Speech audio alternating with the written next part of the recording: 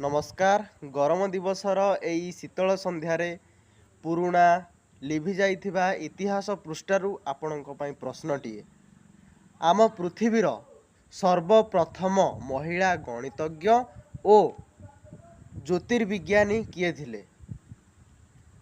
मु 5 गणिया भितर आपण माने आंसर टाइप कर दियंतु। 1 2 3 4 5। ठीक अच्छे मु कहीदे आम पृथिवीर प्रथम महिला गणितज्ञ और ज्योतिर्विज्ञानी थिले हाइपासिया, जहाँकर कि जन्म अलेक्जेंड्रिया सहर रे होइथिला। तांकर पिता मध्य सेठाकार सुप्रसिद्ध गणितज्ञ थिले। तांको ना थिला थियोन। सीए गणितज्ञ यूक्लिडकर एलिमेंट पुस्तक एवं टॉलेमीकर आल्माजेस्ट पुस्तक उपरे टीका संपादना करी प्रसिद्धि लाभ करथिले।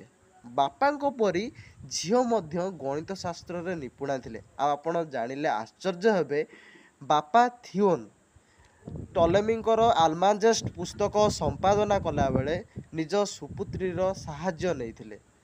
बाल्य शिक्षा सी बापांको ठारू ग्रहण करथिले एवं उच्च शिक्षा पाई सी एथेंस और इटाली मध्य जाइथिले। से केवल पृथ्वीर सर्वप्रथम महिला गणितज्ञ नथिले, से एकाधार रे जड़े ज्योतिर्विज्ञानी मध्य थिले। गवेषक माने कहती जे सीए सेते बेले आमर महाकाश ज्योतिष्क मानक गणना करिया पाई एक आस्ट्रोलैब्र मध्य उद्भावन करथिले। गवेषक माने आहुरी मध्य मत दियंती जे सीए आमर तरल पदार्थर घनत्व मापिबा पाई हाइड्रोमीटर भली एक जंत्रर मध्य आविष्कार करथिले। किंतु इतिहास पृष्ठारे सी रचना करिथिबा बही गुड़िक भस्म हो जाइछि।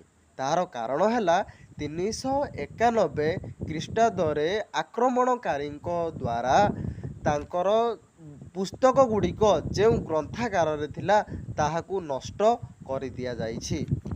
धन्यवाद। एई गरम दिवसर शीतल पागरे सेई महान विदुषी को मोर प्रणाम जनाई आजिर भिडियोटी शेष करुछि।